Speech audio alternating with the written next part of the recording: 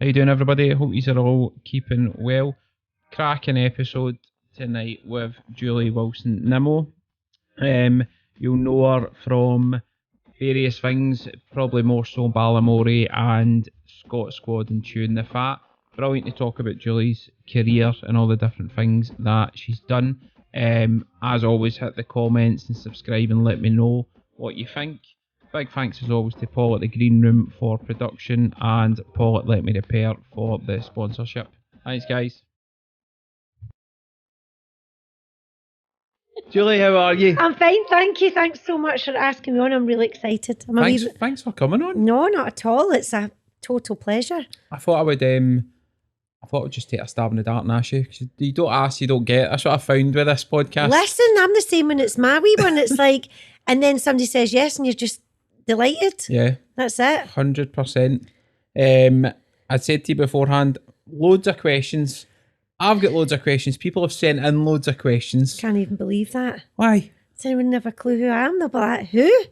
You'd be very surprised. You'd be very, very surprised. I always ask people, obviously the industry you're in, you've been in it for a long time. Was it what you always wanted to do? So when you were at school, was it something that was always... Yes. I'd love to give you a more interesting and cooler answer, but yes, since I was like this size, I grew up in East Kilbride, and since I can remember, I used to go to the East Kilbride Rep, Right. Still going, by the way, and my mum put me and my sisters in their panto every year, Right. and that's when it started. And I think the first one I did was I was like 4 turning 5, and so they get all the kids, which they still do, in the chorus and give them wee lines and all that, and that was me, utterly hooked. And my sister did it too. I'm the youngest of 4 girls, Right. and they all kind of were dabbling in and out, but I was there every year. Like, you couldn't wait to get me in that hut to rehearse all through the months. I just loved it, and that was it for me. And did it go from there to then taking an interest in other kind of shows and things, or was it just always that and then you built?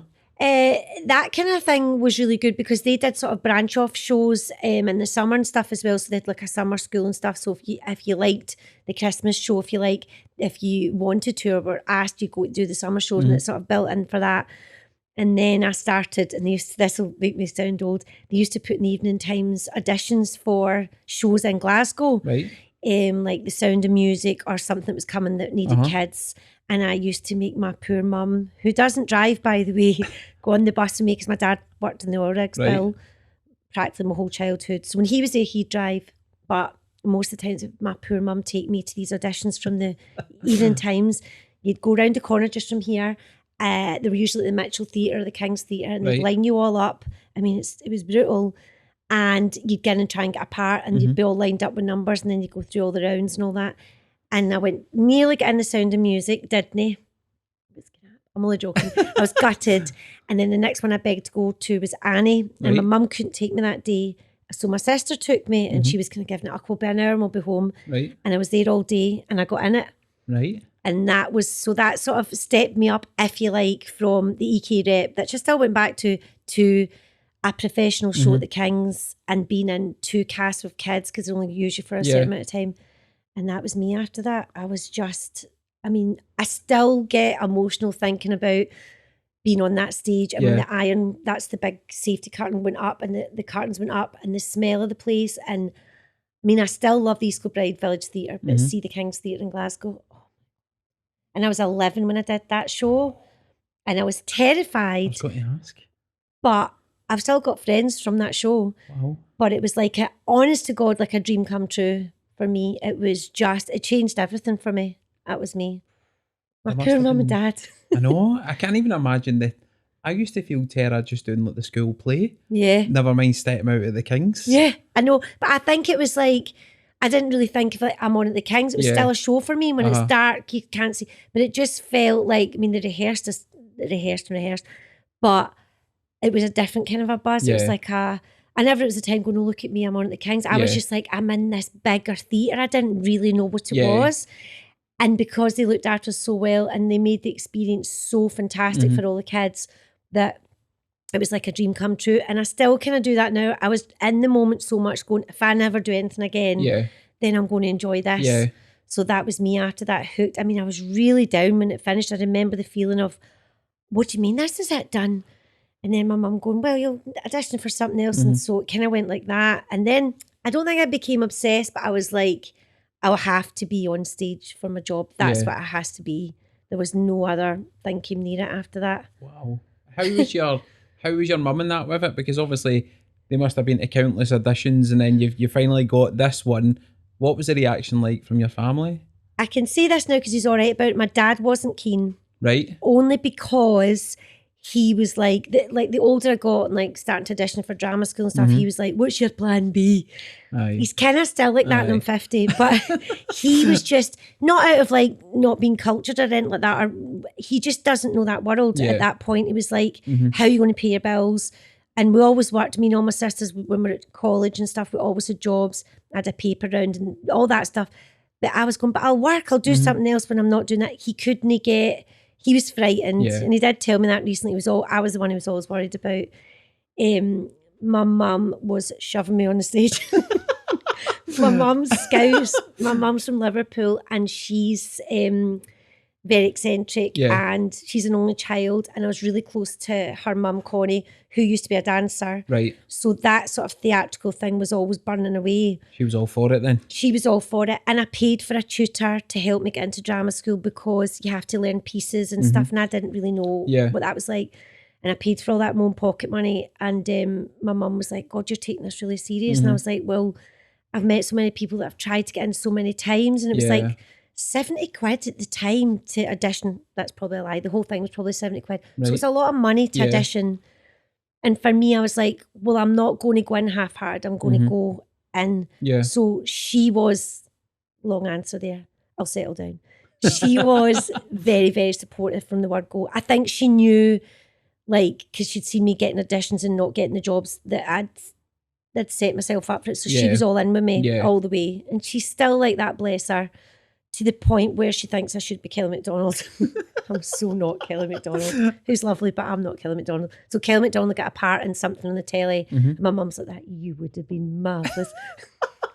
And I'm like, Kelly MacDonald's like Hollywood status. I'm not, and I'm fine with that. But do you know what I mean? She's fighting your corner, but oh God, she'd fight my corner till the end. And I'll be like that with my kids. I hope whatever they choose, I hope. But my dad's came round now. My dad's came round full circle now, and you know, and me being married to another actor, stroke writer's helped, I think, a bit because he's seen us through the years not working and supporting each other. Yeah. That's been really important. But my family are amazing. Really, really amazing like that. I suppose it's that generation thing though, because it's the expectation that you just have a steady job and a steady income and you don't have a worry, or you don't just go out on a whim and try different things. Well, totally. And also for me, it's like, well, I could have had, if you like, a normal job. One of my sisters is a nurse, one's a teacher, and one's a PA. And they've all got times in their life where things haven't run smoothly.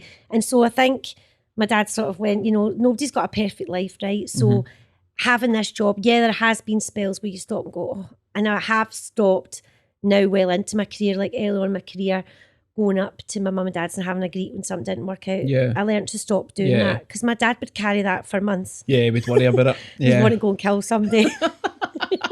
Whereas now it's like, I'll tell them when I'm really near a job or something that I know they might like. I'll maybe tell them. Yeah. But even I now go and tell them if I'm doing a job. Yeah. Because they just worry, or they go, she's going to be really upset if that doesn't work out. And I'm responsible for all that now.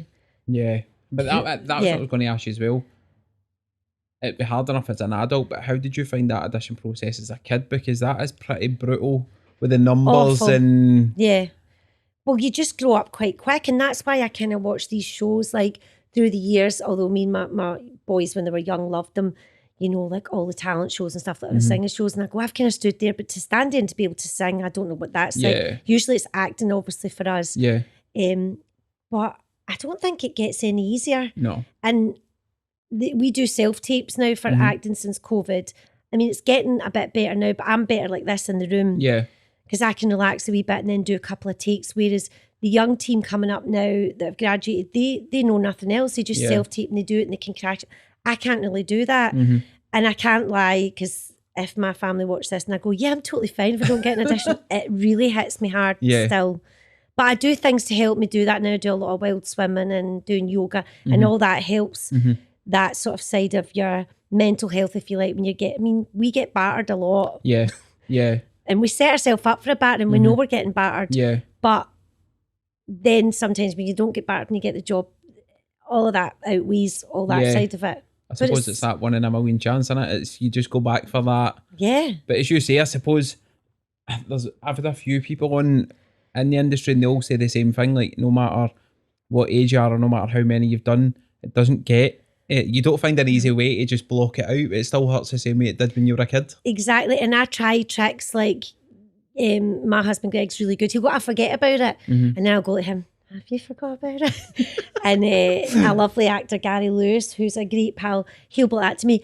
I just forget, I park it, I have a pint straight after the audition, and that's me, Jules, I don't think about it again. And I'm so jealous of that. Yeah. I'm like, why can't I, like, a kid on, I'm not bothered, and I'm like that. And we usually say, if you've not heard in the first few days, unless it's a big, big thing you don't hear for ages, then you know, your heart, you wake up and you go, oh, no. And you try not to check the phone and all that torture. And it's, you know, and you should get feedback, but a lot of the time you don't, a lot of the time. Does that make it worse when you don't Yes. hear anything because you don't really know what you've done or not done? Yeah, and they can, you know, when they're telling you lies and all right, they'll say you're too young, you're like that. Like generally sometimes you are right because you hear it's went to somebody who is maybe quite a bit older than you and stuff, but in the olden days, I feel like when I first graduated as your agent, you always got feedback and you feel like you can kind of hold on to that a wee bit and go, do you know what? Whereas now it's Equity, our union are trying to change that and go, we need to give you a bit. Yeah. Do you know what I mean? Yeah. But I think about my sister, any kind of job, they usually sit them down and go, listen, it was great, but this is this and that. We don't really get that. We have to go away and let go. Aye. That is pretty sad. What about if your kids wanted to do it? Would you sway on your mum's side or your dad's side? How would you be in that position? Well, I've changed about that. When they were young, I was like, oh, that would be amazing. And now I'm like, thank God. I took them both to dancing. I'd love them both to have been Billy Elliots, right? Ben and Chevy would die, hear me saying that. And they both were very polite. I went to my friend's mum's dancing school and they behaved, thank God. I was like, in the corner. And they did it and all this. And as we walked down the road, they were like, bye, bye. And they're both like, I'm not going back to that. And I was like, what? Because I had this dream that they would go into the theatre, especially the theatre, and they would do this and do that. And Greg and me have done 2 comedy horrors, and the boys have been in both of them, just tiny wee parts. They're really cute because they're older now. And Chevy in particular loved it, like loved the carrying on and making the crew laugh and all the rest of it. Loved seeing himself on the telly. And then one day I was like, would you like doing that again? No. And you go, but I don't know. I know people that have got kids in the industry and they seem to be really grounded in coping with them. And then I think of times where me and Greg have just shot a show for CBeebies, and the main wee girl who's in it's called Isla, and it's a show called Olga to Polka, and she's the star of it. Right. Her and her talking guinea pig. And this wee girl is, oh my God, I'm so in love with her. She's only 7. She's called Isla, and she's just, I would say, the most perfect kid that I've ever worked with. She's not precocious. She's just totally lovely, brilliant wee actress. But the best thing of all, she's a gallus laugh. And hardworking. And her mum and dad are so lovely. And you go, right, we've won a watch here with her. She's just great. We win every scene with her. And I think, wow, when I watch how they do it, I go, that would have been nice. But, you know, she's been acting, I think, since she was about 3. She's going to be like, he hates saying that really, but she will if she wants to. She just can do it. But her mum and dad are just really grounded and lovely, and you know. I suppose you need that though. Aye. Rather than the other side of it. My mum would be trying to get in it and all that. Like, if I'd have been doing it at that age, she would have been. Whereas I think maybe that's the backbone needs to be that her mum and dad are totally supportive and behind her, and she's always got someone on set looking after her, of course, you know, not working her too long. I think that'd be good, but I kind of dreamt about it for a minute, but they're not having it. No. I suppose it's the other side as well though, because it's the whole, you'd need to watch them go through that audition process, and you'd be in your dad's shoes at that point because you'd see that emotion. And it'd be awful. I mean, it's awful, like them growing up as boys and one time one of them had their heart broken a wee bit, and that was bad enough. Yeah. And that's Yeah. life, that's relationships and life. So somebody doing that to them again and again to their work, I would kill somebody. Yeah. 100%. Yeah, No, I bet. I get that. I bet. I get that because I've got 2 kids as well. Oh, and have you? How old are yours? my boy's 17 and my daughter is 12. Oh, But even my daughter, like when she's doing different things, you feel like your heart sink, and you kind of sit and you're like, there's only so much I can do here. no. And it's that powerless. I don't think I could handle it on a kind of No, regular no. scale. It's horrific. I don't know. Maybe because this wee girl I'm talking about in particular has been doing it since she's wee. Maybe they've got a little bit more used to it. Yeah. But the mum Debs came on the set, and I was like, "Do you not want to come on and watch?" She's like, "Jules, I can't. I get too nervous." Yeah. And I don't want her to be nervous and stuff. And they're so Yeah. proud of her. So I think they kind of go into it a different Right. way. Whereas I know what you're talking about. I would be. Oh, I would be on the stage. Oh, I know I wouldn't. What if they start crying or something? I Oh, couldn't bear it. No, couldn't deal with it. We're not doing that. Couldn't deal with nursery. Never mind just now or as a young adult. No.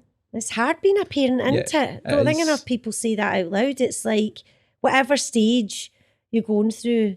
Like even now, I sometimes say it was with a group of friends today, and they've still got really, really wee ones. And I watch that and I forget. I went, I've done all that.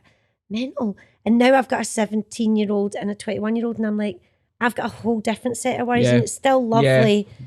It's different. Yep. But it's, do you know what I mean? Yeah, It's, you get the kind of preschool worries and things. Then when they go to primary school, you've got a different set of worries. Are they going to make friends, etc. Oh, High school is a minefield of emotions and hormones, and then after that, you're like, well, what are they going to do job wise? What are they going to do study wise?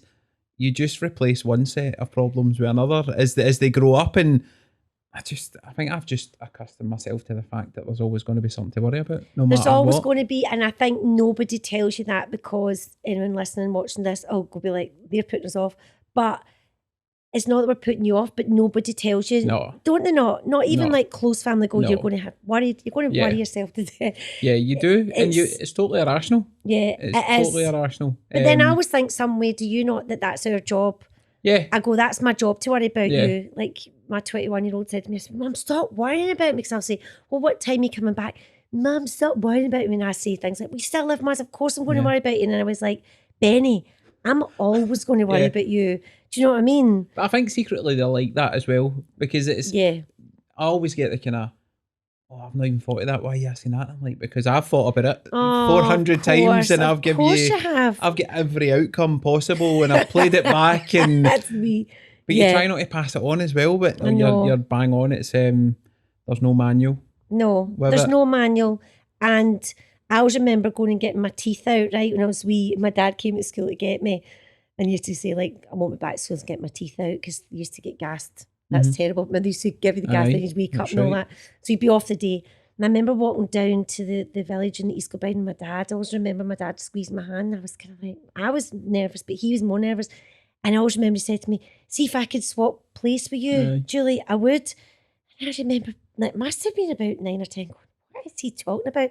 And now I know what that feels like. Like any time they've had a wee accident or anything like that, or do you know what I mean? Yeah. This has been a bit dark, isn't it? No, but it's so true. It's so true because isn't it? You sit and kind of, in a way, I look at those experiences well, and I'm like, you don't know it just now, but you'll look back at this. Yes. With hindsight, and you'll feel totally different about it. But no, I get it. 100% get it. Yeah. Should have a club, honestly. I know, we should. But that's what it's like. You've probably got pals, certain pals. I was with my pal Jane McCarry today. You'll know her as Isa. And we talk about other things, but most of the time we talk about, she's got 2 boys as well. And it's lovely because it doesn't matter what's going on. And we don't, obviously we'll moan and we'll do this and that, but we always have a laugh. But a lot of the time we talk about our boys and how worried. We just go like that, what's going on? Yeah. And then we plan to do something nice after, but we always have that thing of like, what's happening? First and foremost, how's the boys? Yeah. And we do all that and kind of back each other up and go, what about this and that? And they're all really different, obviously, because they all are the kids. But if you've got a good pal like that, a good sounding board like that, somebody you go, I know that's the person I can call, that's good. Yeah. And it's good because I've got a group of pals and it's all mixed. Right. And they'll have like younger kids and they're like, oh, it's a doddle in it. And I'm like, I'll see you in 9 years. I know, and also you're right, because you don't want to be totally wait till you see what's happening. Do you know? Yeah. Just kind of kick back and go, good. Glad you're enjoying it. You knock yourself out. I'm saying nothing. I'll see you in S1. That's it. I liked that there. That was good. That was good. So when you were coming to the end of school then, what was the options for you? What were you going to do? Act. And we had, and you've probably heard this before, what do you call it when they come round? The careers officer would come round. Yep. In what, 4th year? And she didn't know what to make of me. And I was told to either be a social worker or a journalist. And I'm kind of both of them. It's like, I want to be an actor. We'll take these two. Yeah. And you feel bad saying that, total dissing my school in East Kilbride. It's demolished now. It's Hunter High Secondary. And loads of my other pals came out with things that they didn't want to do. A lot of them were told to go into hotel management, which I always thought was a bit weird. But she was like, and I said, no, I'm going to apply to this place called the RSAND in Glasgow and a couple down in London. And she was like, well, good luck with that. Aye. In the meantime, here's a couple of backup leaflets. So I've done my bit. Yeah, I don't know what that is. So that's it. And I know that's not the case now. Loads of kids go to drama school and all that, which is brilliant. But there was just no... Yeah, that wasn't entertained. But I knew, because I knew somebody else from East Kilbride, I'm East Kilbride daft, that went to the college that I wanted to audition to. So me and her became friends, and she sort of helped me through. I met her at East Kilbride Rep, Carol McMillan. She's a lovely lassie, and she sort of guided me through and helped me get somebody to go on the auditions and stuff like that. So yeah. How did you find the actual audition process? There, I liked it. Yeah. I had in my head, I was supposed to audition for 2 more, and I went there and auditioned, and I got in quite quickly for my age. I got in at like 18, like just come a bit older. That was always the thing. And I was prepped because I had that woman helping me, Linda Blair. And she was an ex-drama teacher. She sort of coached me through. So she prepped me. Right. I was still really nervous and all that. And I took a year out. I forgot that when you were saying that. I took a year out to get a bit of life experience, because when you do your interview, they talk to you about, you know, you're only 17. So I thought, I'm going to audition when I'm 18, so I'll have done something. Yeah. And all I really did was go around France with my boyfriends, backpack, and I was like, I've seen the world. I'm ready now. I'm wise now. I've ate baguettes and drank small beers in another country. I've got this sorted. But that's not true. Actually, 2 jobs as well. I worked in Debenhams. I was rotting in there, and Book World at the time in St Enoch Centre. So I'd saved up and done that and got money, and then went on that holiday. And my sister lived in Paris, my English teacher sister. So I'd went over there. So I kind of got a bit of life experience, which I do think is really important, because loads of my pals went straight to uni. My best pal didn't, but loads of my other friends went straight to college or uni, and then they were moaning about being at college or uni. And I was a bit like, I think I better see what else is going on. And I was doing shows as well. I went on tour with Scottish Youth Theatre. I went to Belgium and I did something else in that time. But the life thing was good. Yeah. But the goal was drama school. Did you enjoy the kind of school side of it as you get older? Because I've had a few people on and it's mixed. No. Some people didn't like it. Some people loved it. No, I didn't. I think the older I'm getting now, I think I really love primary, because I just remember playing all the time and I had great pals. And I like secondary. I mean, I met my best friend Tracy, who I'm still best friends with now, in secondary. She was hanging about with a bit of a dauber for a while, and then we became friends. So I've met friends for life, definitely in secondary school. But I found secondary school quite weird. For me, I was a bit of a weirdo and not a cool girl, you know, and I had a brace and a perm, and I looked a bit like a mouse, really. I've still got sticking out ears, and that side of it was a bit awkward for me at school. But I found studying hard, and I had a boyfriend at the time who didn't have to study and got A's, and I was like, oh God. So I found the whole, and one of my sisters is really, really clever, and she just went off to Glasgow Uni, and so I was always getting compared to her, and I wasn't that. So I just, when I think about school even now, I go, God, I had to really study, because for the course I wanted to do, which I did do, I had to get 3 hires. 3 hires, and I did the 4th one. And I got them, but I was one of those kids that had to really like study, push everything to the eye. And that was mental for me. I think I failed nearly all my O grades. I got a fright. I was doing a show at the time, and I found out, I think I got 3 out of the 8, which is a bit of a riddy. and that I got a fright, but my teachers were really good. I always remember at Hunter, the teachers were really nice, and they were like, well, what do you want to do? Yeah. What can we do to get you from there to there? And I went, I want to go to drama school. And my English teacher, Miss White, was like, what do you need to get? Show me. And I showed her, and she was like, you can do that. So it was, you know, they weren't building me up for something I couldn't do. Yeah. And she was like, do this and do that. And we didn't have an option for tutors or anything like that. Yeah. But you could go in at lunchtime and do all that. So I remember it being a bit of a graft, but I did it. But I didn't love it. Yeah. No. In drama school, like it? Aye. This is where the geek comes in. Aye. I thought I was in the Kids from Fame. And I had lovely friends that were already there. Carol McMillan she was in second year by the time I got there, so she showed me around. And I'd done shows at Scottish Youth Theatre with loads of people that went there, who I'm still friends with now. Right. And I thought I'd died and went to heaven when I got there. I mean, it was hard work. Yeah. And we had to, because it was a BA in dramatic studies, what that means. You did have to do some papers, but then we got to go to Glasgow Uni like once a month and be like a proper student. So I was like, yes, this is the yearest I'm getting to uni, because the rest of the time you'd be rolling about a mat, miming and making stuff up. And then you went to uni and you sat like that and wrote and learned history of theatre, and we met all these brilliant characters that were our teachers. A guy who's passed away called Alistair Cameron, who totally changed my life. He taught me all about Scottish comedy, and that was our class. He taught us about, and I'd seen quite a lot of stuff, but we were watching this and writing about it and then reading it out. It was just brilliant. And would you recommend that for people? 100%. And that course still exists. It's changed a lot. It's now called the Royal Conservatoire, much posher down the road. It's a brilliant drama college, and it's right beside the music schools at the back of it, and they've got a big opera school now. And I've got nothing but good things to say about it. And a lot of people in my year go, oh, so there's like 28 in our year, and there's 2 of us still acting, but the rest of them are in the industry. Right, okay. Doing, you know, some of them are coordinators, editors, speech therapy teachers, like they're all in the arts, but they're not full with the acting. Yeah. It was great. I loved it. I really did. So from there, when did the first kind of job arrive for you, when you'd done your course? And aye, so they do a thing, you've probably heard this before, they do a thing called your grad show. Right. So it's basically a show-off show. And we did you do one in Glasgow, and then you do one down in London, because then, and to be fair, they still do it now, to get an agent, a big agent, then you always did London, and you've got brilliant Scottish agents now. I've got a Scottish agent now. I've had a few London agents, but being up here for the boys, that's better.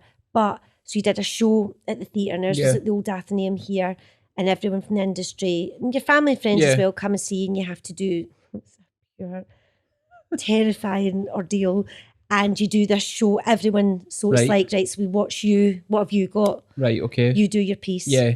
Do you know what I mean? We all get a shot, and then we all sing a song, which was really random. Man. And it's like, please like me, please get an agent. And at the end of the night, you have to go and mingle, and that's the first introduction to it. And some people get agents' cards and some people don't. Yeah.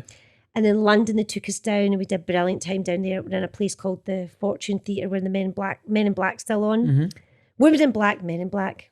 Women in Black still on. And you do your show during the day, and you come out and there's a table, and then your name is so awful. It's like back to the audition thing as a kid, honestly, isn't it? It's like everyone's looking at the table, or sometimes they put them on a board and everyone's going, is there any cards by the table?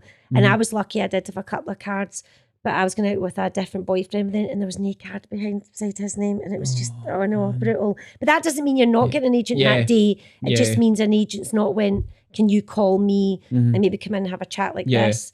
And that's how you get started. Right. It's quite, I mean, there's a modern version of that now. Yeah. They probably all flip and email each other or Zoom each other. I don't know how it works, but the goal is, that's you in the professional world now. Here's an agent who will, you get your photos and you'll do your CV with them. They'll put you up for jobs, and then any jobs you get, obviously they get a cut. And that's how it works. That's it. Did you feel it change at that point when you got an agent, and then it becomes real, I suppose, at that point, because you've got to try and earn some money? And you'd been frightened for 3 years because students come and talk to you of like, oh my God, you might not get an agent. Oh my God, you might never work. And they are very, very strict and very straight about that at the drama school. There's no guarantees. And then suddenly you're like, oh, I've got 3 years not to, and then it happens and you wake up and you're freezing flat going, right, Aye. now what? And I got really lucky because a guy from BBC Scotland came. Mm-hmm. I think it was a director's name, called Jim Shields, who was lovely, and I've worked with him a few times.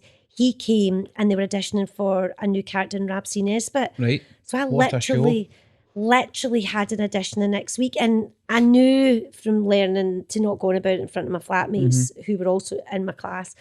And so I went to the BBC, not really knowing what was going on. And they were like, "We've seen your grad show. You were quite funny and all that." You're like, "Thanks," sitting there. And then it's like, "Right, take 5 minutes and look at this script." And thank God I'd watched Rhapsody Nesbitt, so I knew the character. It was the character of Gash. It was to play his girlfriend. Right. So I knew Andrew Fairley a wee bit. So I was like, right, okay. And I knew the girl had done it before. And that was you. You're just thrown in and they're filming you and the camera's up your nose. And I know. And I got on very well with the director, Colin Gilbert. And as I was walking to the left, I thought that was okay. If that's my first proper telly audition. We got on really well. Yeah. I don't know how I did. I thought I hadn't got it. And as I was walking to the left, he came after me. By the way, I wish it always happened like this. And he was like, "Do you want to do this?"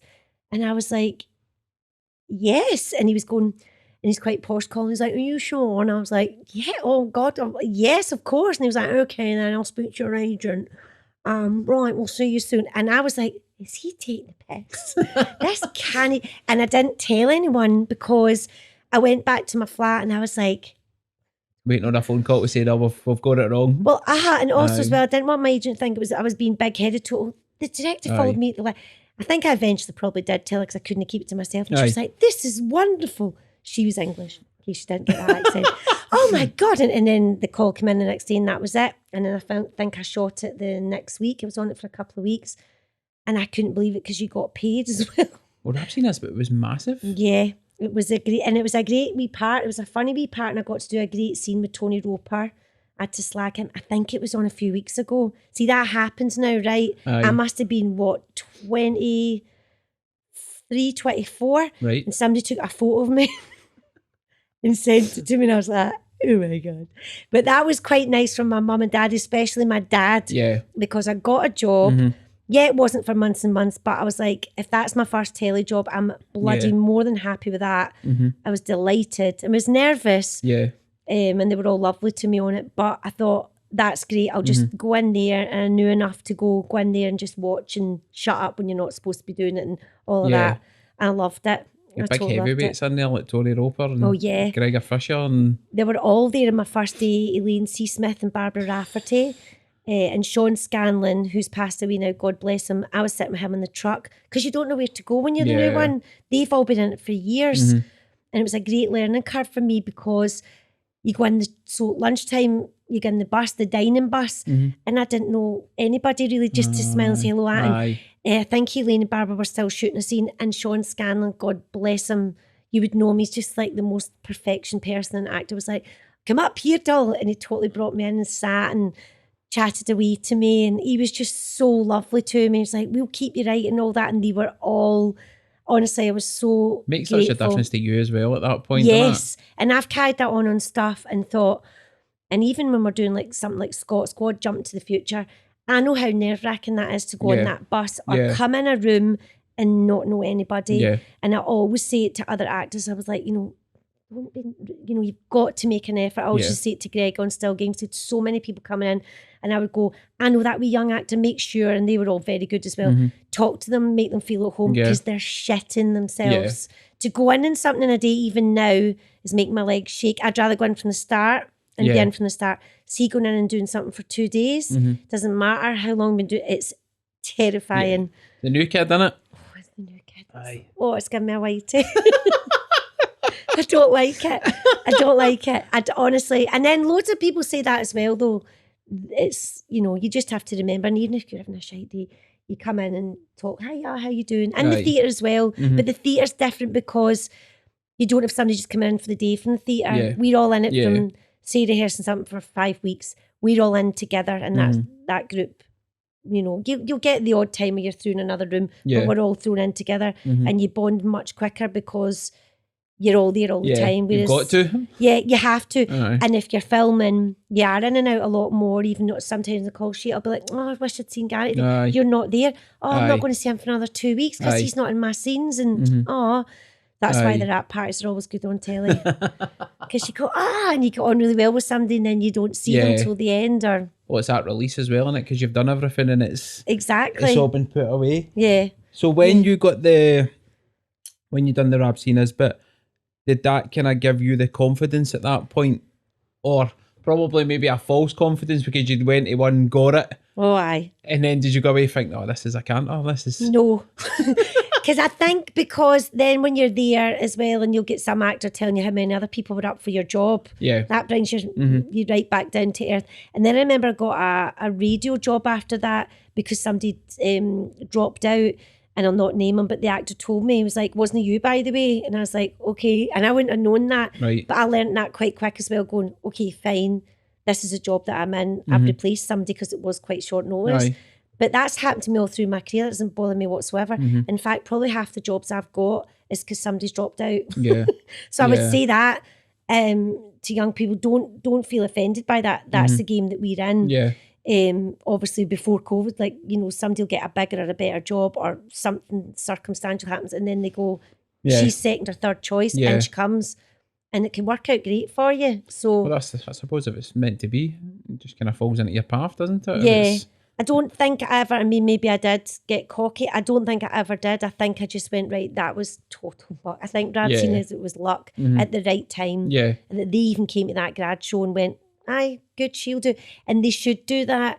Casting directors, they don't, well, a lot of the really good ones do it, but sometimes, especially people that have been big jobs at the BBC for years, they should go to more theatre. Yeah. They should go to more things and give younger people a chance, I feel, because, you know, and I feel bad saying this because I'm a face that people recognise now probably, but you go, why is it always the same? Yeah. Get new folk in and you know what I mean? And I always say that if I'm helping Greg cast something, I'm like, yeah, but she's good, but what about this lassie? Okay, she's not done as much in the telly, but she's really funny and try and do it like that, give younger people a chance at coming in. And I think it's really, really important. It opens the door, doesn't it? Aye. And it just takes somebody giving you a wee help up. Do you know what I mean? I think it's good because otherwise we get, well, it's like any job, you get locked into the same. Groundhog Day. Aye. Definitely. I feel like I can't stop talking. I'm so sorry. No, you're absolutely not at all. I'm loving this. When did you think, or was there a kind of role that you got and you thought, this is it for me? Like I've found something that I can I'm going to be doing for the rest of my life. Was there a point for you? I think at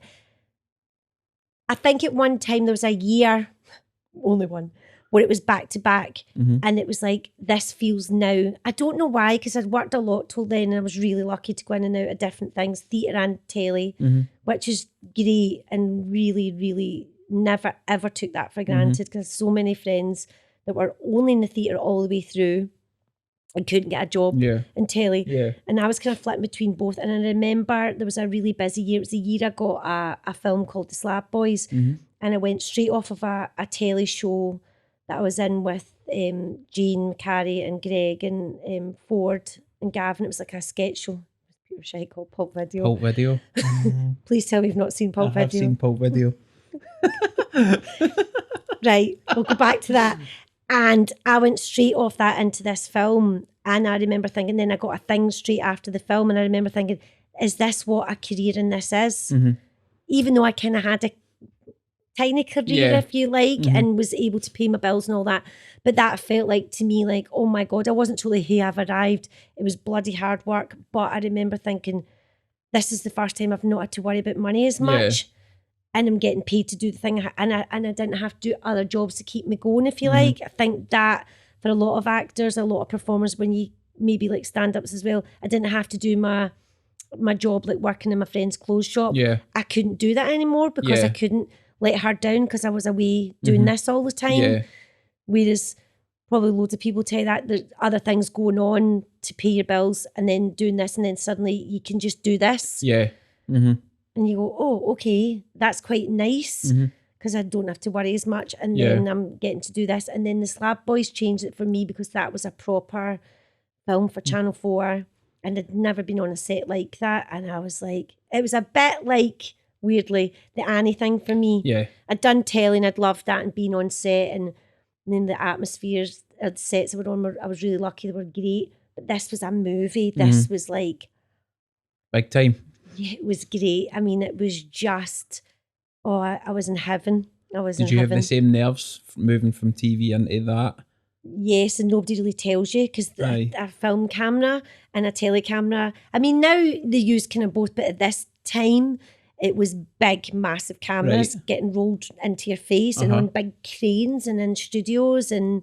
Like somebody sitting on the back with the... Like pure Hollywood, like as near as I would get to Hollywood, like roll them. It was like proper, like the clapperboard. And of course you get that in telly, but this was like a crew of, felt like 550 people all doing jobs and, you know, everybody doing everything for you, helping you. And, you know, and I was used to fend for myself in the theatre and we all help each other out all the time. Of course, everyone's got their job, but this was like somebody picks you up. You get looked after, they feed you, you blah, blah, blah, you're in wardrobe, then you're in makeup, then you're on the set, then you're in rehearsal, and it's like, oh my God. It was a total discipline that I hadn't had before. Yeah, yeah. But I loved it. Nice. I totally loved it. Do you have a preference between film, TV and theatre? If you had the option in an ideal world? Theatre. Yeah? Yes. Theatre every time for me. I think because that's where I started. Yeah.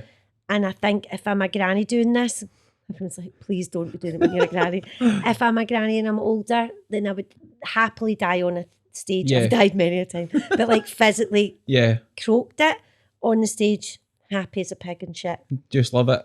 Love everything about it. And I love, that's me getting cut from all my telly shows. I love being on a set and I'm so lucky and I love that. But the buzz you get in the theatre and standing behind, it's making it sound romantic, stand behind the curtain. And when we didn't get to do it for 2 years, that was different because filming kind of carried on through COVID. Well, it didn't carry on, you know, we'd spells off, but we were straight back at it. You know, it was really strict and all that. But the theatre, we couldn't. Yeah. Obviously, nobody could go and we weren't doing it. And then I did my first show back and it was terrifying, but it was like, oh my God, here they all come. And you hear them all and you forget. Yeah. And it's the best thing in the world, as much as you're crapping yourself. And I think I'll always get nervous behind backstage. See, hearing them again and we forgot. I was like, what's that noise? My God, it's punters that have bothered their asses coming out to see this show. Oh my God. And I'm laughing. Honestly, I was doing a play Or and More. It's a girl called Danny Herron wrote a play and starred in it, and I was just playing like different parts in it. And my friend Sally Reid directed it. And I'm swear to God, it was the first day we did it on the Monday. I nearly started crying when I got my first laugh because I was so happy. I suppose if you've had such a long time without doing it as well. It was, and it was proper like, this isn't about me. I was just playing a wee part at the time. I think I was a doctor at this point. I was like I really had to have a word with myself backstage, like knock it off, concentrate, because I was like, I felt like going, oh, isn't that nice, like coming right out of it, which you can't do. But the feeling of it was like uncontrollable. It was like, I've missed this so much. Oh my God, get a grip of yourself. But I suppose with TV and that, you don't get that interaction that you would get at a show. No, and you get excited in a different way. Like sometimes you get lucky enough to see an edit or a bit, or they let you come in the cut for stuff. They don't really like you doing that unless it's Greg directing me. That's different. But you have to leave them to do their job. That's when they all come into their own. We're all in like that. Let me see that or whatever. Aye. Scott went in once, and I think our director Noddy was like to me, Louise, get out, you fucking pair. We're like that. What about that one? That one was funny. And he's like that. Let me do my job.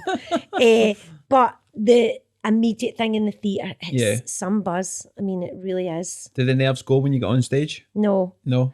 Yes and no, right? Before it gets worse. Sorry, anybody younger doing this, because I always thought it would get easier the older I got. It's not. The nerves get worse before you go on. Right. But actually, no, it is easier when I go on. Now I'm not. I enjoy it more when I'm on now. Whereas when I was younger, I'm sure I was nervous all the way through. God knows what I did a lot of the time. But yeah, because my friend Juliet Cadzu, who was in Balamory with me, she's always been like, I always call her the wise owl. She'll tell me things and she goes, oh, Nimmers, it gets worse. And it does. The nerves get worse. Yeah. But we've compared notes since my last thing I did, and I was like, I really, really enjoyed that Mm-hmm.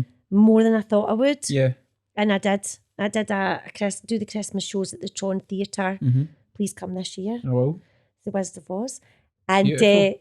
I get nervous for that, but I'm in a great company, and it's usually my friend Johnny McKnight who writes it and directs it, or my lovely friend Kenny Miller who directs it. So I know them really well, but they know that I get nervous. Yeah. But we all get nervous because we care about it so much. That's and it.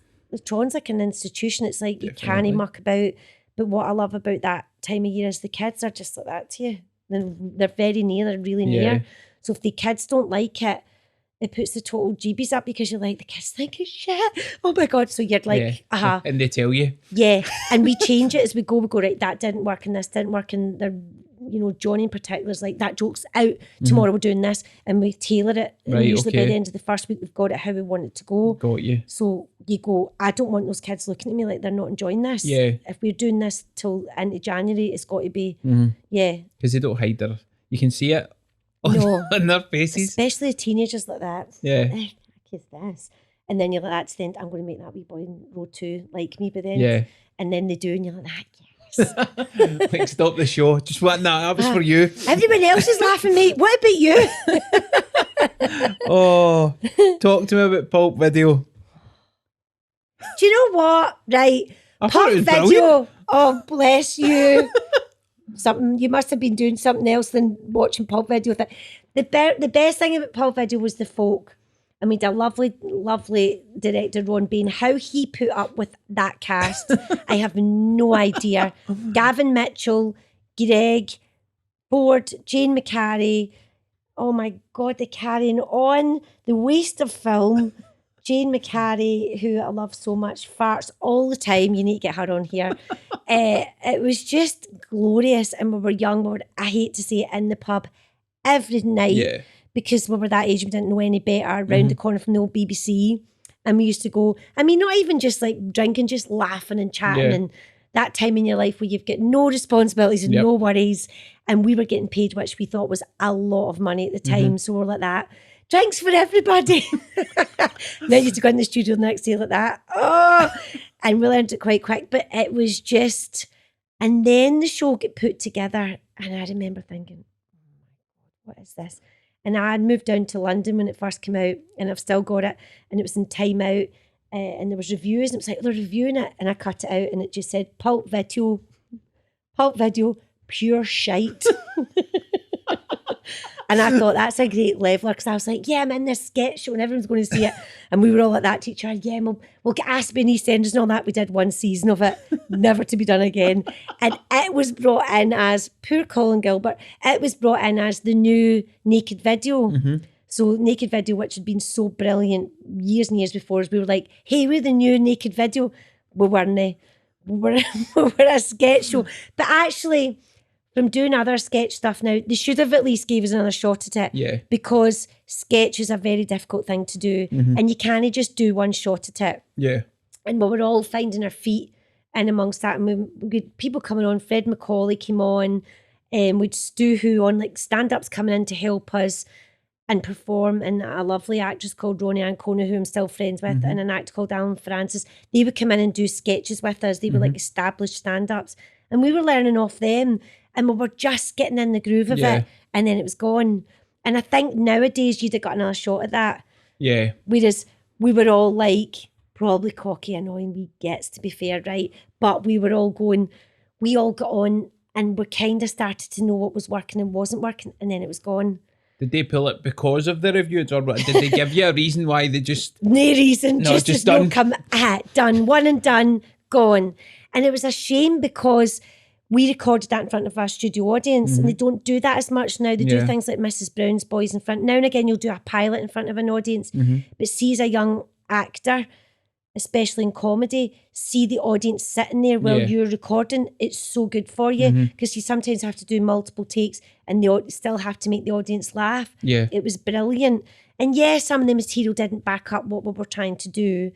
But we did a great pool of writers on that as well. And sometimes we get great stuff and nobody's seen it. Yeah. And you're like, oh man. So I would have loved to have done it again. Me and Jane still laugh about it, but we would have loved to have at least done one more season of it, and you never know what would have happened. Bring it back. Bring it back. And saying that though, years and years later, we did Chewing the Fat on the radio. Yep. And this is before even Karen came in, and I was doing it on the radio with Greg and Ford. And now and again we get a guest person come in. I was sort of the lassie in it. And we did that for about 3 years on the radio, and it was the best fun. We'd rehearse it all week, then record it on a Friday. And again, Colin Gilbert would come into the studio and direct that. And we got so much freedom. We got to try characters out and do stuff. And then Karen came in. And when Karen came in, I think they thought the idea would be to transfer it onto the telly like that. And she was writing her own stuff, so that fitted in great with the boys, and that's how that happened. Yeah. But Chewing the Fat was just a complete riot. And Did that you was think another that would be as level. popular as it became? Because it was No chance. huge. No, and for the boys as well, I remember at the time, like none of us had any money, and me and Greg were going out by this point, and because we were just pals up till before then, and Ford was married to his wife Leslie at the time, and she was pregnant with their daughter, and we all went to Fallaraki on holiday, right? That's another story. And we're in the airport, and we were not like really skint, but kind of going, right, we'll budget this for a day and that. Yeah. And the boys got told that day at the airport that it was going on the telly. Right. So that was it. The Budget credit cards were out. But we did a great holiday because we knew when we came back, they had to get into the writer's room, all the writers, and come up with a show. Yep. But there was a guarantee at the end of the year going, we're all going, and we were all in it. And Karen, and they were bringing people, you know, in to be in the show with us, Paul Riley and Mark Cox and stuff. So they were all getting brought in, actors who we'd all loved. Yeah. And we were going, we're all going to have a job. Like, this is amazing. And again, probably because of Pulp Video, we're going, well, it might just go on once. Yeah. And so I'll say that for the boys, they threw everything at it. Everything was thrown at it. And it was like, right, we're going to learn from mistakes. This has got to be great. So the stuff that we'd rehearsed that was shite was binned. And the stuff that you've seen and the quality of the sketches went up and stuff. And everyone worked really, really hard on that show. I think I did 3 out of 5 series. And then I was pregnant with our first boy, Benny. And then my friend Gabe Quigley took over from me. Like, tell you, you're replaced. And I love her, so that was fine. But it was like, Julie can't do the show pregnant. I mean, I don't even know why. I must have just had him. But Gabe Quigley came in and replaced me. She's much better actor than me. So she came in, and then that was it. I think she did the last 2. It was huge at this time. I mean, that was crazy. And I think the lovely thing is, as you're saying, nobody genuinely was walking about going, oh, we're in this show. We were like, does anyone even watch this? And then, of course, the thing happens, like if this was a movie, I think the boys were walking down the street one day and somebody would shout one of the catchphrases back. Yeah. And then you start to go, oh my God, people are watching this and liking this. And I suppose that's good as well for yourselves, because you kind of see the reward at that point, that people are enjoying it, and everything you're putting into it, you're getting the benefit on the other side of it. Yeah. And I think for them, the dream was like people would watch it. Yeah. And that's before nowadays. I mean, imagine trying to get something away nowadays, like the amount of choice people have got. Yeah. That was a show, and if a new Scottish show came on, most Scottish people watched it. Yeah. Because we didn't have 8 million other channels to choose from. No, well, that sense I'll watch it because it's been made here. Yeah. It's that and sense of loyalty. Well, we do, because we love the pattern, and we love to hear our own accents and stuff on the telly, and especially back then there wasn't that many things. Yeah. The things that would come through were like Rab C, Nesbitt and stuff. People went, that's my go-to, I like that. So when something like Chewing the Fat came on, and then it wasn't just young people that were watching it, older people were watching it too, and it caught a light, it was just brilliant. And it was great. And for you, obviously you'd missed the last 2 having the baby.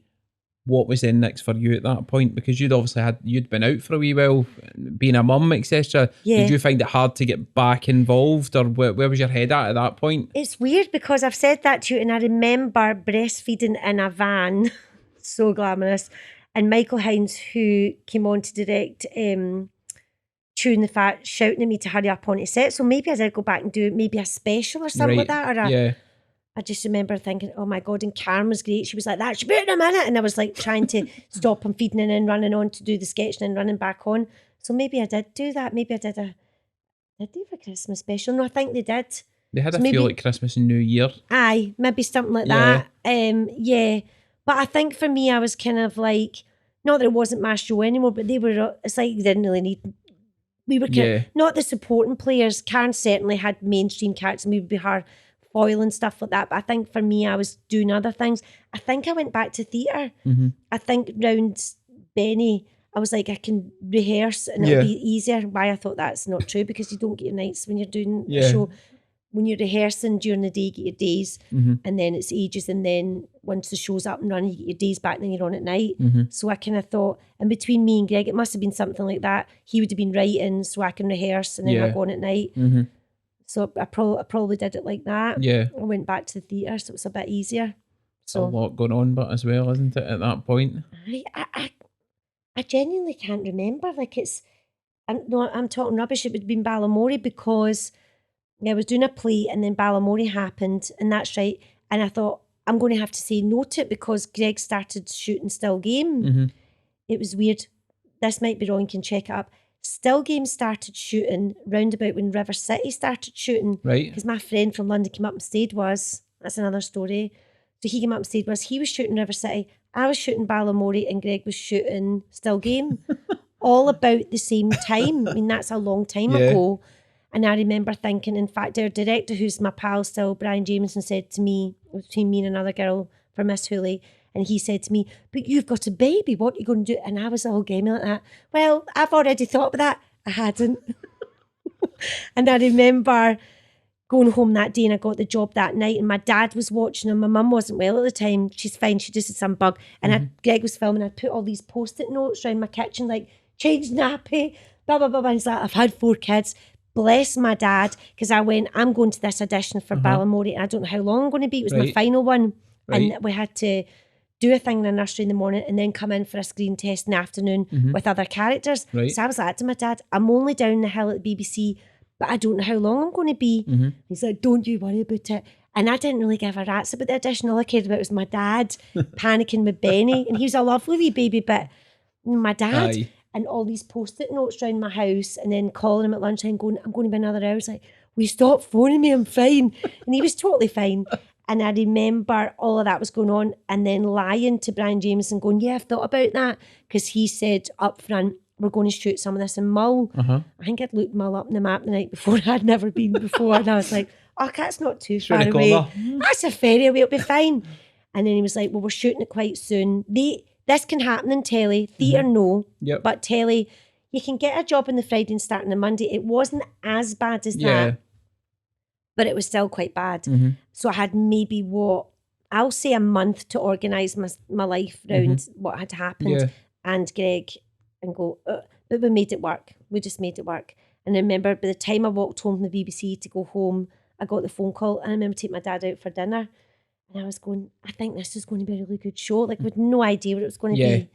And it wasn't even on CBeebies. It was going on CBeebies. That wasn't even a thing. Aye. It's this kid's show, but I just loved the script. I loved everything about it. And I just clicked with Brian Jameson, who's our director, and our producer, Helen Doherty. I just loved them right away. Yeah. I just had a good feeling about it. Mhm. And I was like, I think this is going to be worth all of this organising Yeah. we're going to have to do. And it was. It really was. That's what I was going to say. It was probably when I... Don't tell me you watched Balamory, I'm going to kill Of myself. course I did. I've got 2 kids. my boy Taylor watched it religiously. Oh, really? So much so that Hi, Taylor. Thanks for watching. we used to have to go to the Transport Museum because Edie McCready's The bus, that's was right. in the Transport Museum. that's I adorable. cannot describe to you, but Oh, that's adorable. when I was thinking back, like, see everybody that had kids at that point, yeah. it was like, do you watch Balamory? Oh, It was like people watch EastEnders, or if you had Oh, kids, that was your no. sitcom. Like, Isn't you've been that watching nice? Balamory. Honestly, it was massive. It was so successful. that is so lovely, because genuinely, and I'm not BSing you, right, we didn't have a clue what that was. We were Yeah. just so lucky with that cast. And there was something about Brian, and he'd done like Playway and all that. We knew Brian, our director, is the loveliest guy, the most eccentric, loveliest man ever that I've worked with in television. Adore him. and his enthusiasm and everything about it. You were like, he'd worked on this for about 7 years before he took it to them, and then they took it. It was BBC Scotland and him at the time. And just watching him, so we all felt, and all of it was like unsaid, even if this is garbage, we need to do a good job for Brian. It was one of those jobs. He had his life and soul in that show. He knew everything about all the characters. Don't get me wrong, we took quite a wee while to get in our groove. Like, see the first season, we didn't have a clue what we're doing, like proper. All of us admit it. There was like some steady cams going on, and you can see us sometimes going like, what are we doing? And it's in the episode. Andrew Agnew, PC Plum, who's my son's godfather, right? Adore. He's obsessed with Rex. He's like, Jules, come watch this episode. And I'm like, get that off. Like, we're pure going like this. And it's in it. Like, it's pure knockoff. Like, it's total. And I don't think even till we made 256 episodes of that, right? And I don't think we kind of got in our groove till about episode 200. Like, we changed it so much. Yeah. How they worked with the kids. And they had to get that right. So in the end, the kids only ever knew us as Miss Hooley, never as Julie. Yeah. Whereas I think if the first few times they would come in, I was like, hi, I'm Julie. And then it would be, then I'm Miss Hooley. The kids were like that. No. Mass confusion. Who beat it? What? So then Brian had this really good idea, you know, early on, but still took a wee while for us to get it right. Of they come in that door, they're coming into a nursery. We're kidding on for 2 hours. Bless those kids that this is what this is. They're on a nursery trip to a place called Balamori. Right. And it worked. And it meant in that time we didn't have to do retakes with the kids because that's awful. And so if we got it, we got it. If we didn't, we didn't. And all the rest of the stuff, all the swearing and the carrying on was when the kids obviously weren't there. Yeah. When it was just all the adults there doing scenes and, you know, lines. But the stuff we ever shot with the kids been maybe an hour in the morning and maybe an hour in the afternoon, and the rest of the time was just us lot. But it took a while to get to that place. Did you think it would last that long? No chance. When you first went for it, even though you had that good feeling? No, I thought maybe, I think originally we were filming 20 eps, and that was enormous. It was like 20 eps, and they'll put it onto this new fangled channel called CBeebies, and whatever will happen to that will happen. And then Lap of the Gods, people will like it. Luck of the Gods, Alan Yentob from BBC had grandkids and was in his son or his daughter's house. And, you know, he's like Mr. BBC at the time. And just so happened to be going, what's that show? And heard the accents and the colours and all the rest of it. And his grandkid didn't move. Oh, the full time. Transfixed. This is how the story goes. Transfixed.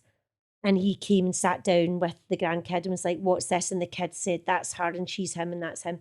And he was like, I'm going to find out. Supposedly went into the BBC the next day and went, why is it on that channel? There's nothing, why is it not on BBC One? It should be on both. Yeah. And bless Brian Jameson, he gets the call. It's staying on CBeebies, but we're going to put it on normal telly, if BBC you like, as well. And that was that. And then it went mental. I was going to say, you must have get recognised a lot off the back of that. Well, even when we were up in Mull shooting that, nobody bothered us. Yeah. People were just like, yeah, whatever. There's some students making a film. Nobody cared. The crew was quite small at first. And then I think the second time we went up, we were like that. Thought were the Beatles, like, hi, everybody. They had to have security. And they had crowd control. We were like that. What? Because folk were then coming up on the ferry to watch us shoot. Yeah. And so we would shoot in the summer a lot because we're trying to get any kind of nice weather. We used to shoot quite a lot from May. We'd get lucky in May. If anyone ever wants to go to Mull, seems to be lovely. Best time May into June. And there was the midges and stuff. But then we would shoot in the summer as well. Not the whole of the summer. And we couldn't get doing anything because there was people like talking and all that and wanting their autographs. And then they had to schedule a thing. I think it was like, we still find this funny. So we'd be shooting, and then at the end of you get your shooting script, and then it would be like, today, Andrew Agnew, PC Plum, and Julie Wilson Nimmo have to stay for 2 hours to sign autographs. And you get paid to do that. And I was like, and you're knackered, right? But you're like, well, there's all these wee kids. What are you going to do? I'm not doing it. Yeah. But we all took a shot. Right. Everybody to take a shot. And that was in our schedule.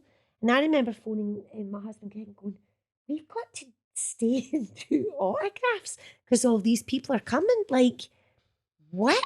That's crazy. It was crazy, but it was also brilliant. Do you know what I mean? We were so happy for them and we were so happy for their show. But the lovely, and I genuinely mean this, if there was anyone big-headed in that show, I don't know. I mean, Miles Jupp, who's now like going on to do so many other things, we still laugh about it. Like, he's like, who would have ever thought of a fucking show like... You know what I mean? And I think that was the beauty of it. Well, we're all working hard and doing our job and turning up and doing the job, but nobody was going to like, that's so massive. Do you know what I mean? Were you gutted when it finished? A little, but I remember at the time being happy for Brian because he was going on to do another show. Mm-hmm. But it seemed to me that was rumbling away for a wee while, and it said it got axed and all that. It didn't. Brian chose to take his show and Helen chose to take their show because they went set up their own production company. But we weren't finished, I don't think. And I think for some of the members in the cast, and me now, I think as well, probably thought it would come back. Yeah. There was that feeling with that one of like, it'll come back. And we'd done, oh my God, if you ever could see the tapes, we'd done an American pilot for it in American accents. Surely that's on YouTube or somewhere. Fucking God. And see the slagging and having to act opposite each other like, where are you fit and all that. And they made us do it and we were rolling about laughing and got some English director to come up and he was like, why are you all laughing about that? Because I just said that word really not in an American accent. So we did this pilot and it was like, it's going to America and it's going to be this and the Americans love it. And everyone's like, do they? And they sold it all over the world, but we were apparently going to go and film this in America. And of course they do that with shows. Yeah. They did it with Broadchurch and stuff and David Tennant went, but the rest of them were authentic Americans. And it was like they were going to do this with Balamory and then they were going to make a movie. There's going to be a cartoon. There was going to be all of these things. Yeah. And then one by one, that sort of didn't happen. But I think maybe it would have been lovely to have done at least one of those things. Yeah. Do you know what I mean? And, it was brilliant. But I think at the time, you know what it's like? You get older and go, maybe Brian wasn't up for that at the time or the show was going in a different direction and, you know, the powers that be at BBC wanted to do certain things with it and stuff. And I remember one time getting into a conversation and being really serious about it, like Miss Hooley was going to get married. And I was like, no, she's not getting married because she's called Miss Hooley. Yeah. And Brian was like, do you think so? And I was like, yeah, not everyone needs to get married. Yeah. And then I was like, we're taking this really too seriously. But we were so in love with those characters and we knew them so well by then, it felt like... a full-on sitcom. Really? And you look back at it? There was wee kind of hints that maybe she went out with PC Plum or not, or Archie tried to get off her once, she wasn't interested in him. But there was all these wee different dynamics within the show going on that the parents knew about. You know, it's like a good kids show that The Simpsons is funny, adults love it too. Yeah. There was a wee bit of that going on. But I think at the end it was starting to go in maybe a bit of a weirder direction. I don't know. So maybe it was good. Yeah. I think these things finish for a reason. 100%. 100%. Yeah. It was immense. It was we loved really it and good. I'll always love it and I don't think I've ever said a bad word about it. And even in I'm older and I used to worry the boys, my two sons would get embarrassed of it, but they don't. And the amount of doors that Miss Hooley opened is just lovely. Well, I was going to say that there must have been a lot for you off the back of that because it was such a success here and obviously most people have got kids that watched it at some point, so you must have felt that benefit coming out the other side of it. Yeah, in a way, the only time she ever maybe got in the way a wee bit was then I would be auditioning for things in London and all they'd want to talk to me about was Balamory. Yeah. And I'm trying to get in. I remember I was trying to audition for a part in the thick of it, which I'd love to have got. And all they wanted to talk to me about was Balamory. And I was like, in my head, I'm not getting this. Because I don't think he could see past me as Miss Hooley. Yeah. And this character that was up for it, which I love those kind of parts, she was a real cow in it. I just think he couldn't go there in his head. Because he was thinking about... He just was Miss Hooley. I think he just got me down to talk to me about Miss Hooley and I was signing shit for his kids. And I think, in a way, I was dead conscious of that because I kept doing theatre in between because I was obsessed with like play school and stuff like that. And I always remember reading about the actors on that, that people just presumed they were presenters. Yeah. And I'm like, they're not all, they're all actors in that Kid and on the presenters. Yeah. And I think because Balamory, my character, Miss Hooley, talked right down the lens all the time, a lot of the time when nobody was there. So people were like, oh, you're a presenter now? And I was like, I'm not. Yeah. Without being an arsehole about it or a wanker. I was like, I'm an actress playing a part. And and that's a bit like, we won a children's BAFTA, right? Getting that in. And that was the thing as well. It was like, that's a children's BAFTA. That was a big thing. Yeah. We were in a room with like Ant and Dec and all that. Like it was like those two guys from the what they called the bungalow guys. Oh, Dick and Dom. All them, right? We were hanging about with the tweenies, right, and all them lot, right? And we were in the room, but we were the only Scottish show there, so we couldn't believe it when obviously it wasn't for us, but it was for the cast and won this children's BAFTA. And I remember thinking, we're in London, but they didn't really know who we were when we were going in. And then on the way out, like the photographers didn't take our pictures, didn't know who we were. And then the way out, pure Scottish into it. And the way out when we won, they were like, oh, here's the Balamory cast, put it over here and all that. And you're like that. You said you know us in the way in. Aye. It's one of them. So it was that kind of thing going on with Balamory. It was weird. Right. It was a bit of a slow burner. I can't remember what you asked me there. I'm so sorry. So I was saying... She opened doors and then sometimes didn't. Yeah, well, I suppose it's hard as well if you're going all the way down to an audition, somebody's not even bothering their arse talking to you about that audition and they want to talk to you about what you've done. No, and you've got the scene sitting, you're like, I want to do the scene now. And it's like, well, tell me this. And you get on with PC Plum. You're like, oh my God. Like, you know what I mean? But I remember the coolest thing that ever happened to me was I was in Viz as Miss Hooley, and it was filthy, by the way. And I think it was like something really dirty about, it was in Viz anyway. And I remember buying it and thinking, this is the coolest thing ever. Julie Wilson, I won't get in Viz, but Miss Hooley's made Viz. I just Life thought goals. that was great.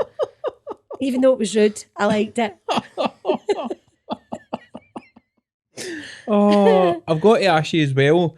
You've obviously done some things with Greg. You've done the horror comedies, etc. How do you find that dynamic of working together? Great. I was nervous about doing the horror comedies because he wrote them with a guy that was my best friend at drama school, Donham Cleary, who I love. And so it was really their thing at first. And I remember reading them and stuff, never going, oh, I'm in that. I think the first one I was always going to be in, the second one I wasn't so sure.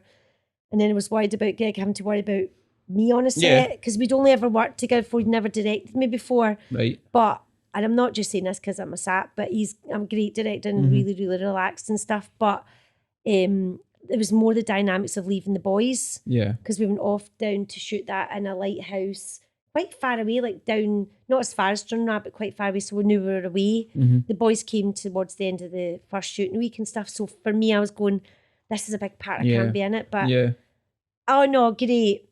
To the point where I did another one with them. So that was all right. And then there was a big gap. We didn't do anything. And we really liked working together. We did a couple of radio things together, but not telly so much. Yeah. And then we've just done a thing just now about swimming. We do wild swimming. Yep. Everyone's like, oh, shut up.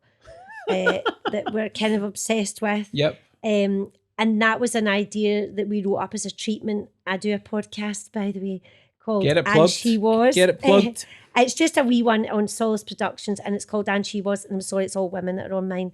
And through them, Tony Kearney and Jim Shields, I put this treatment in because me and Greg went to Inverness one time and went for a dip on the way home. We don't even call it a swim, it's a dip, in and out. And we're coming back in the car and playing music and mucking about. And in Scott Squad, we use a lot of GoPros in the cars. And I was laughing, going, do you think your chat's any good? And Greg's driving, here she goes. And I'm going, but it would be cheap. We had 2 GoPros in a van, say, we could bring the dog and we could go around Scotland, talk shite, meet folk and swim. Blah, blah. And Greg went, Jules, I really think you should write that up. And I was like, oh, I say something like that every day, right?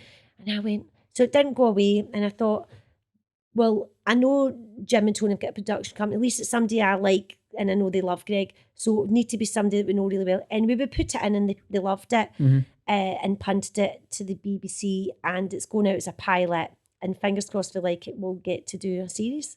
Nice. And I must say, I love working with Greg. Yeah. Because we're not acting, so it's unscripted. Yeah.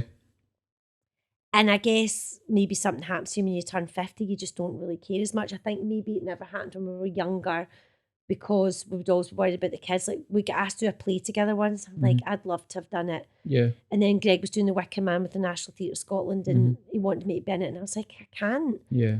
And I went to see it and I was like, they were the right cast that were in it. They were all brilliant. But I physically went, I can't go touring around Scotland and leave the boys. Yeah.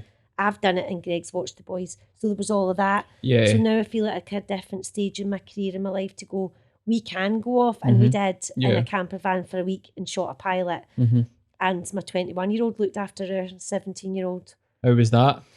There was a lot of takeaway boxes when I got home. Even though I'd said, and you'll cook this and you'll cook that, but they're good. So, and I could, obviously I phoned them every night, but I could still go and work, whereas I couldn't have done that before.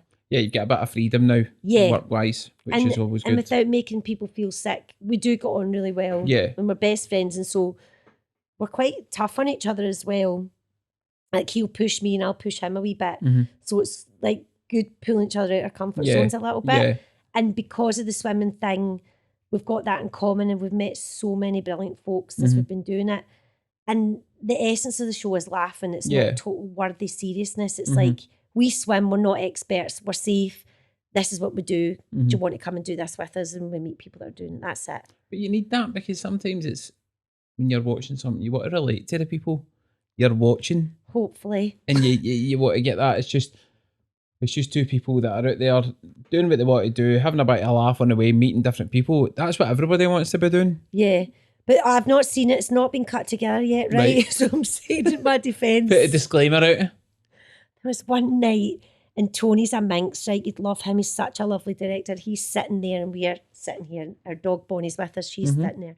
And I've hardly been drinking a lot, right? Because I can't have a hangover anymore, especially on a shoot. And he gave us a couple of glasses of wine. Well,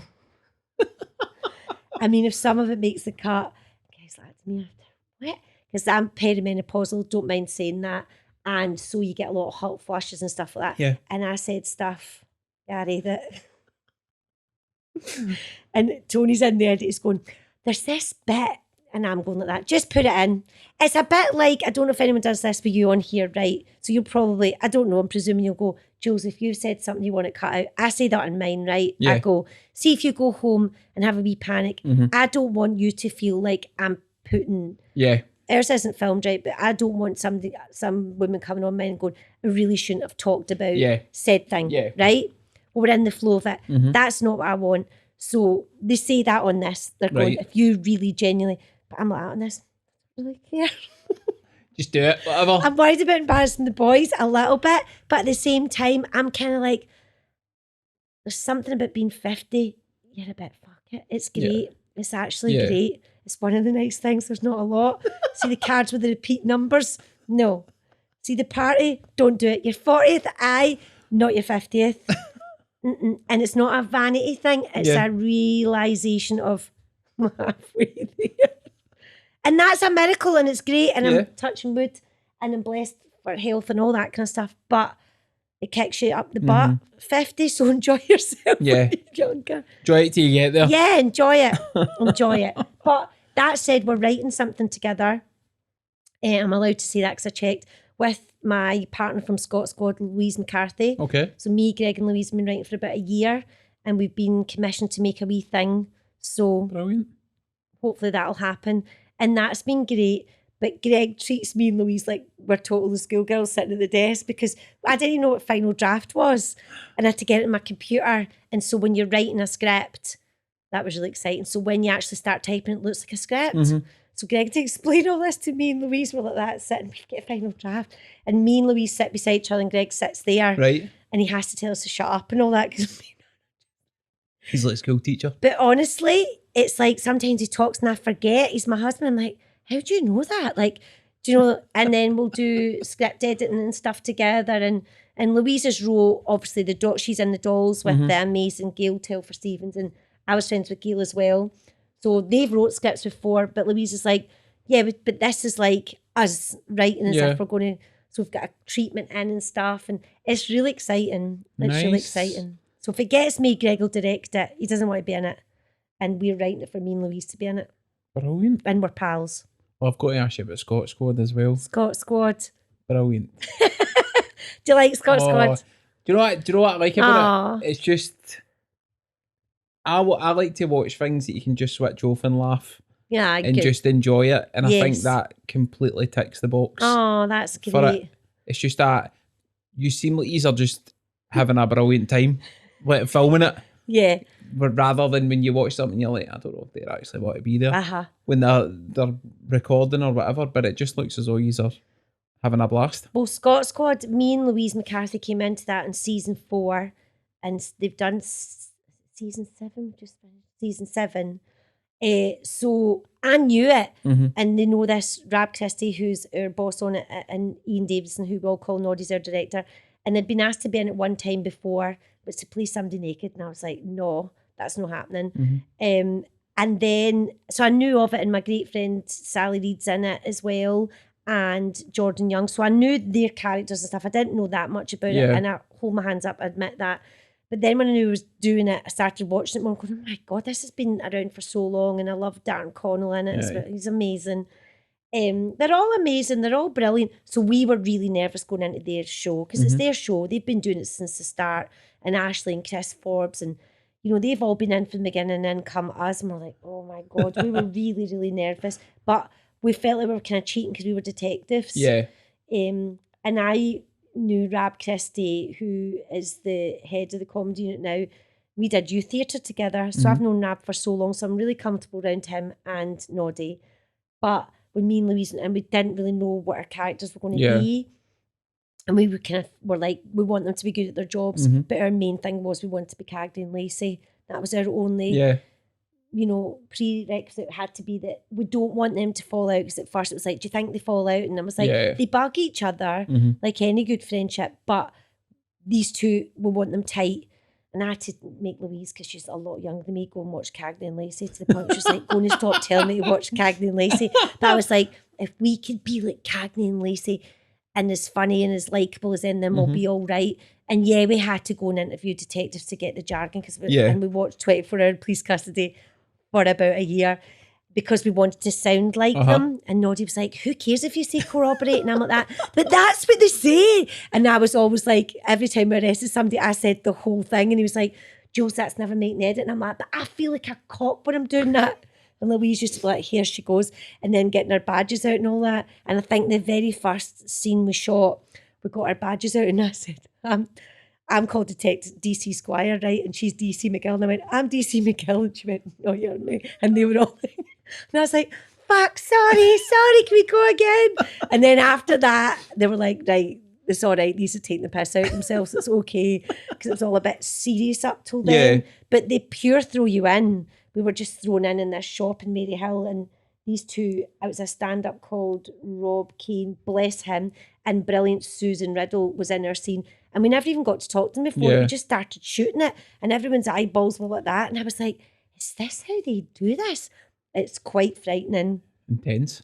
And you're given like a skeleton of, so I come into the shop and I've got to arrest you. And I know you've maybe, this is also on the paper, you've been nicking something and I'm arresting you. That's it. Aye. That's what and you've I've got something on my laptop and I've seen you because I filmed you, and you're going to try and deny it, and I'm going to go, is that right, mate? And show you, that's the scene. And can you be funny? And me and her were like, oh, see the sweat coming off us. And I was watching it that night, watching them lot going, how have they all done this? Aye. But you get in the way of it. I just get used to it. But it's still scary. I'd imagine. Yeah. 100%.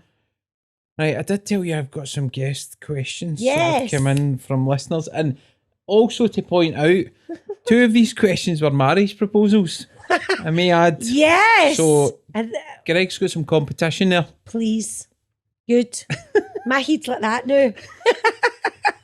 But why you would want to marry me, I've got no idea. Bless you, whoever you are.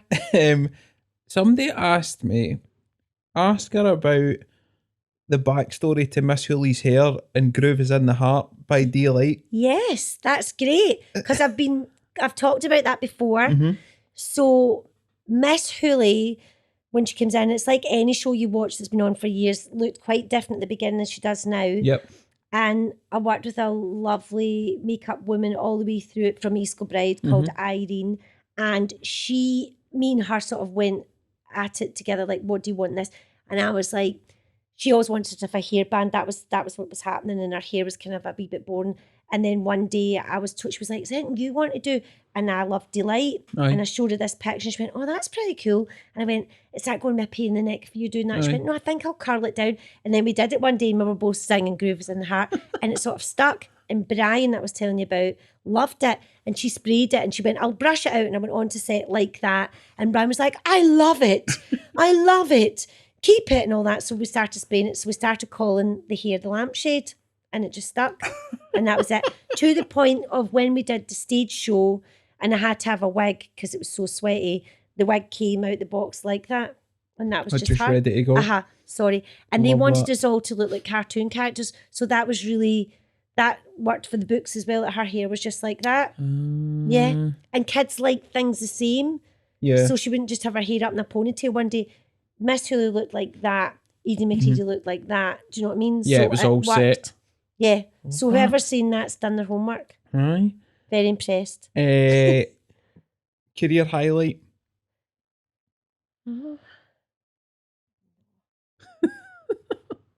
I like to be in the moment. So what I've just done, our water show, Yep. that was like a wee dream that's came true. Yeah. Like that. Best sketch you've ever done? Oh God. Well, I think only because it's came back recently, we did a sketch in Tune the Fat where me and Mark Cox are going on our holiday and we're in a tanning salon. Mm-hmm. And I'm hardly in it, but to film it was one of the funniest things that's ever happened to me. And so Karen comes out and she's like, "Right, you get your towel and you get in there," and it's we'll thing it up. Aye. And it's a really short sketch. And so I've got this like blue top on and a blonde wig, and Mark's sitting and he's sitting waiting on me. And I go, "Right, I'll be out in a minute." And I walk off frame and then I come back and it's a wee granny. Right. You need to look it up. It's a wee granny in my clothes with my wig on, and she goes right like that, and all she kind of smiles at him, and Mark Cox's face is going like that. So the joke is that I went into the tanning salon and came out and I'm a full bless this Nana. Do you know what I mean? Aye. And the woman that was the granny, bless her, she was up for it, and her daughter was there and we're filming it, and Michael Hines couldn't get her to shut up.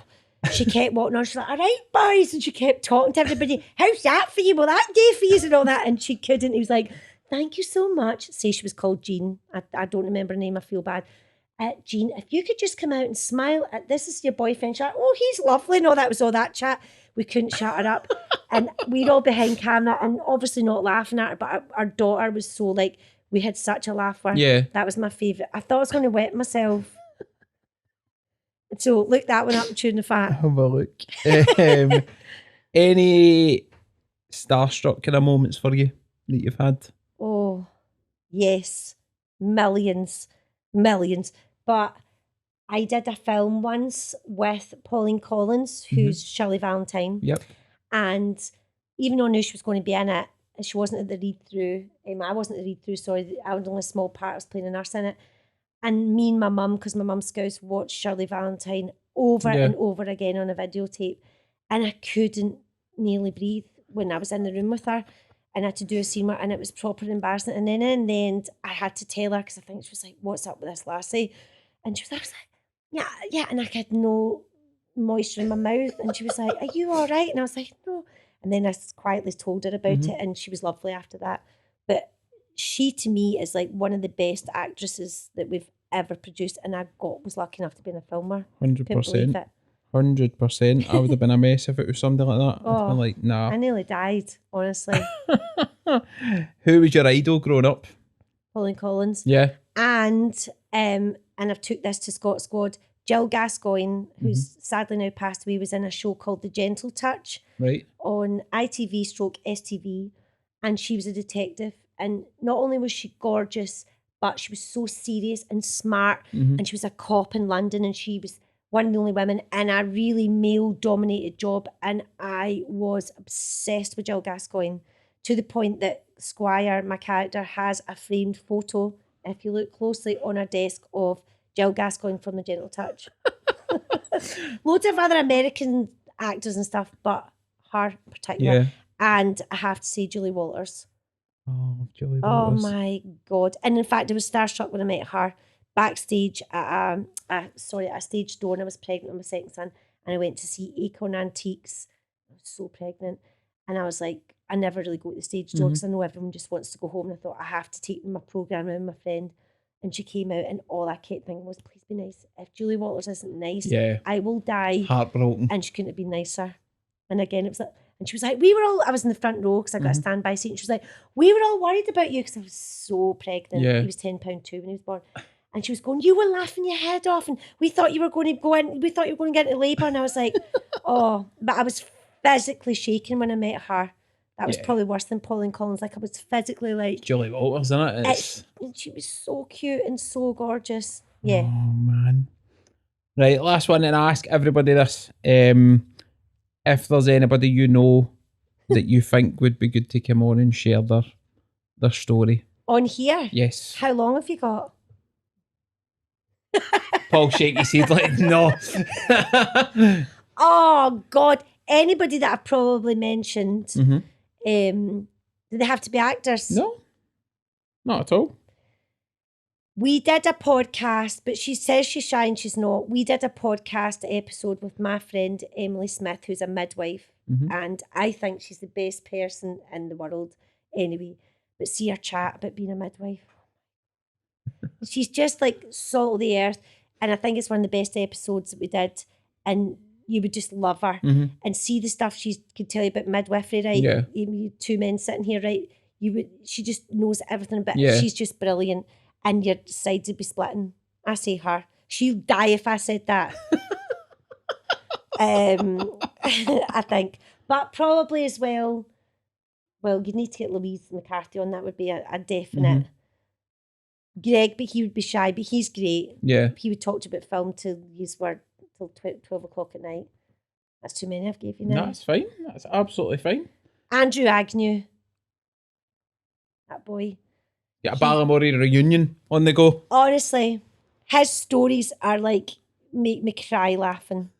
I mean, all my friends, any of my pals, Johnny McKnight, Dan Brownlee, any of them lot, they're all a riot. I'll get the Big names. list. I'll get the name. I'll go through it. I will go through it. Julie, this has been brilliant. Honestly, not so good. It's been a pleasure. You were worried that you weren't going to have anything to talk about. I know, and I'm actually boiling now in my boiler suit. It's very hot in here, just so you know. But it's been great. I'm just worried I've talked too long. No, not at all. It has been brilliant, honestly. Thank you so much for having me. I've loved it. Thank you. Cheers. Not at all.